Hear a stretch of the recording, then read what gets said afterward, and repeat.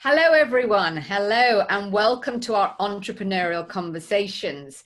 Over the next few weeks, I will be interviewing some people who I truly believe are entrepreneurial mavericks in their fields, blazing the trail. And I really thought that it would be a great idea to get some of them into our social platforms to really give their insights and how they basically started their own businesses and share a lot of their magic with them.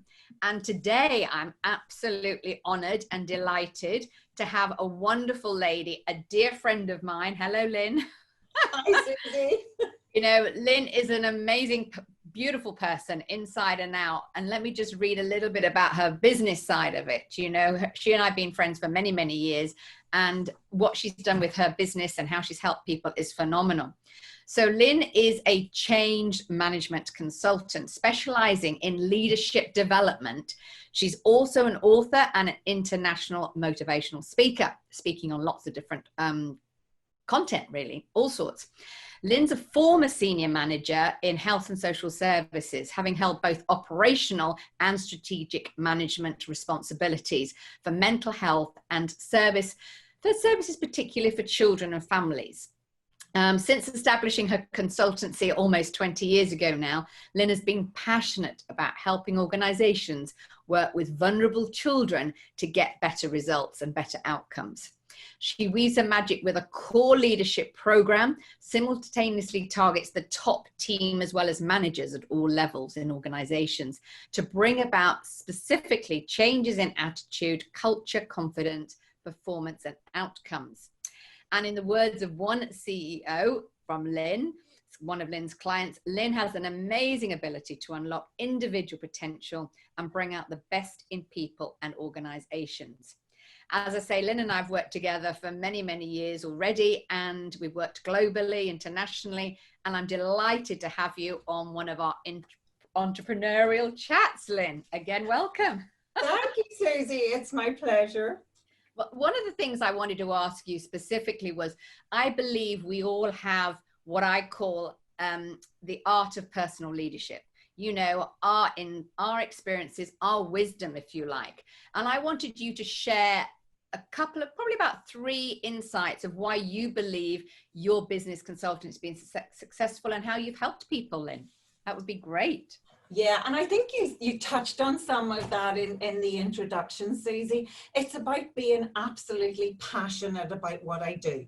So I'm really good at change management, and I have offered that change management consultancy, not just to health and social care, but to small businesses, and really helped a lot of them grow their businesses. But I realized that my passion and my niche is working with organizations, working with children and families. So I've limited what I do now to working with mental health agencies and statutory and not-for-profit children's services agencies.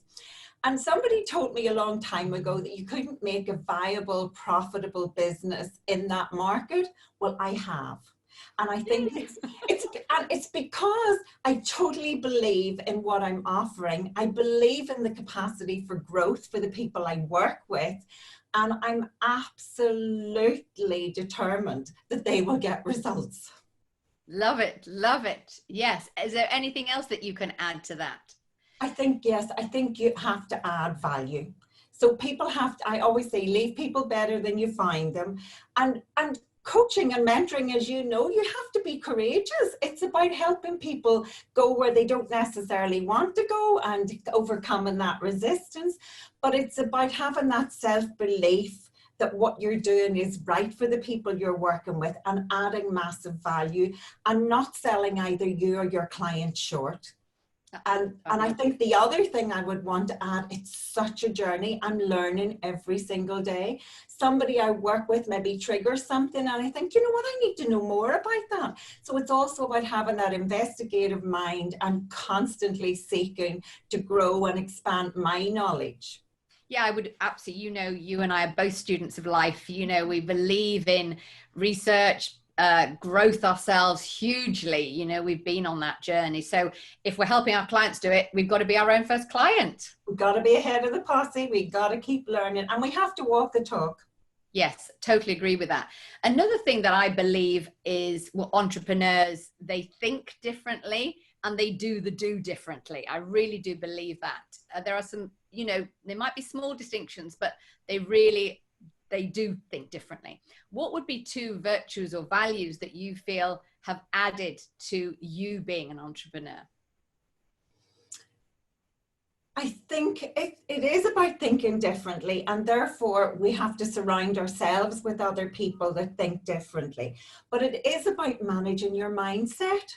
So it's choosing how you spend every day, not just with your time, but everything's about energy. So I start every day with energy, enthusiasm, excitement, thinking this is another great day. I don't know what today's going to bring, but I know it's going to be a great day. So I think it's that embracing the potential in every single day that is so important. And it's why you and I not just think differently, but we get different outcomes. And I think it's also about that willingness to take on whatever life throws at us. It's going to be fine. Yeah, very true. We believe in, you know, I did a piece a couple of, probably about 6 months ago with somebody, and they were going on about time management, but I reframed it completely, and it's about energy management. Just as you've said, we know energy to maintain the day, to prioritize, to do all the things we need to do, and it keeps us going, let alone the clients we work with. Wouldn't you agree? It's so important. And also the number of people that get frustrated because they don't get through what they plan to get through in a day. And it's not that they aren't good at time management, they just don't have good strategies for time management. So again, I think it's all success leaves clues. Yeah. I always say to people, what's your strategy for success? And very often they don't know what I mean. I said, so that was a great result. Let's unpick that result and figure out what did you do to influence that result. And all too often, especially in my world with working with child protection and areas where things can go wrong, people reflect on the cases that went badly wrong. I try to encourage people to reflect on what went well and how can we do more of that. So it's really, I think, about, yes, different thought systems, but different strategies, and really focusing on what works. That's absolutely key. That is absolutely critical, because, you know, we grew up, I think we're all similar, that everybody from education said, focus on your weaknesses, you know, and grow them into strength. No, it's what you're saying, grow your strengths and the weaknesses will dull away. You know, it's developing those strengths. Or get somebody else to do the bit you're not good at, and really focus on where your word, Susie, where you can weave your magic. You know, I love Marcus Buckingham on the whole Strength Finder series. And I always start every difficult conversation with what's working well. So we lay that foundation before we get into focusing on what needs to change. Fabulous. So you're throwing some great, powerful questions people could ask themselves here. Entrepreneurial thinking, Lynne. Very much so. Yeah. The other thing I think I frame it as get your people around you, your circle of genius, if you like, your peer group, if you will. We've worked together many, many years, as we've said already. What two areas would you feel that, me being the outside eyes and ears to your business, how have I supported you? What are two distinctions that have helped you on your journey that could help others? I was trying to remember when I first realized I had to have you as a coach.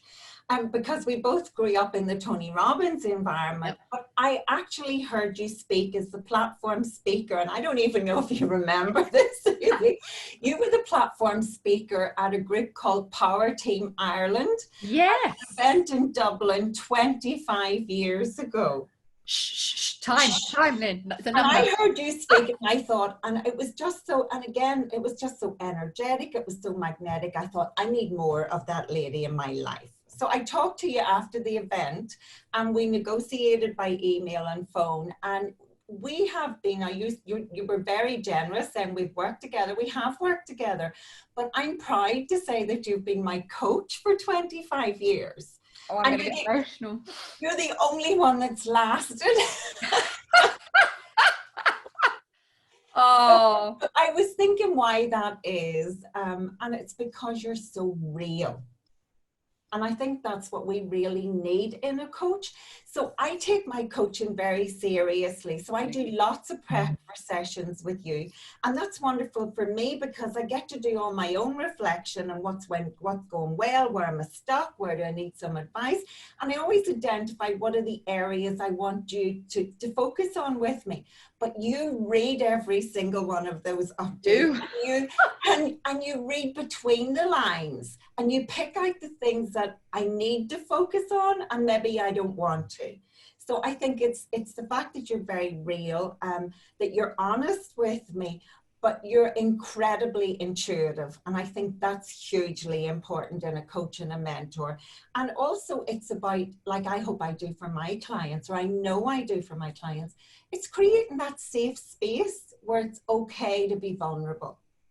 Totally agree with. Thank you so much for that. I got really emotional when you said, oh, 25 years, how time has gone by. And, you know, those words are so kind and so elegant. And yes, it is. I mean, finding a right-hand person in whatever sphere or circle that we work in is so important. But like you do with your clients, you hold the accountability as well. You know, I do that with you, you do it with your clients. It's about supporting the best outcomes for our clients. It really, really is. And it has to come from the heart. You and I know we would intuitively pick that up. So thank you for that, Lynne. The other thing I think, as you are a successful entrepreneur, you built a phenomenal business. You help so many people all around the world, not just in your train track of business, if you like you say, you do charity work, you give back, you work in, you know, your husband's hugely successful. And I hope to, you know, do an entrepreneurial chat with him somewhere along the line.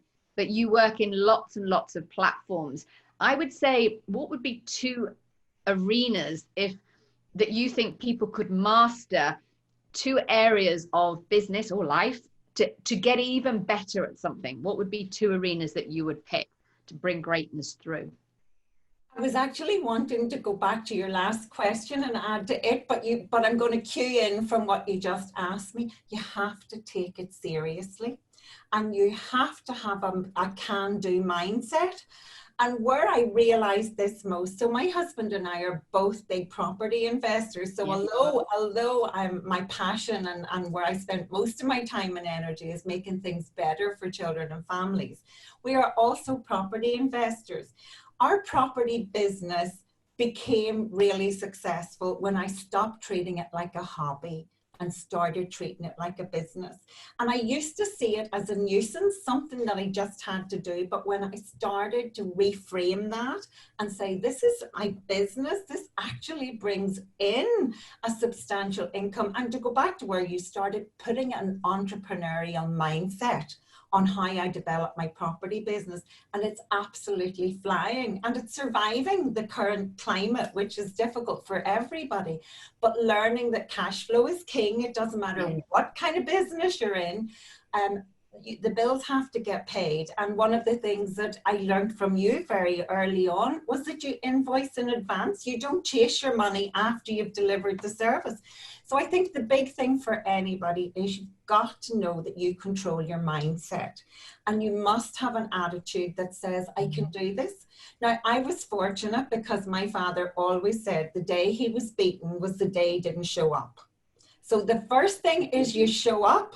And if you show up, then you have to be absolutely determined you will find a way. So I just face life like there isn't anything it's going to throw at me that I can't find a way to not just handle, but to actually get a reasonable outcome from. I think, you know, you're awesome. You're unstoppable. You thrive at the highest level. It is just incredible. And the people who are going to listen back to this, you know, on our social platforms will pick up so much. I mean, I could speak to you for hours, you know, because you've got so many gifts and strengths and experiences and wisdom to share. You really, really have. I mean, one arena you and I both agree is taking self-responsibility for our own journey, our own learning. And we listen to podcasts, we go to events, we go to different speaker summits because we can learn something, even if it's one distinction. What I would just, to the listeners who are going to listen to this, because we've read lots of books between us all, what would be one book that you would recommend and why specifically would you recommend that book? Well, first of all, I would say just read, as you say. There's so much fantastic stuff out. Anything by Tony Robbins, anything by Jim Rohn. You know, there's so much good stuff out there.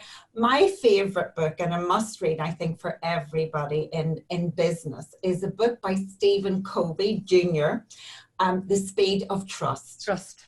The Speed of Trust. And it's so essential to understanding the dynamics of business.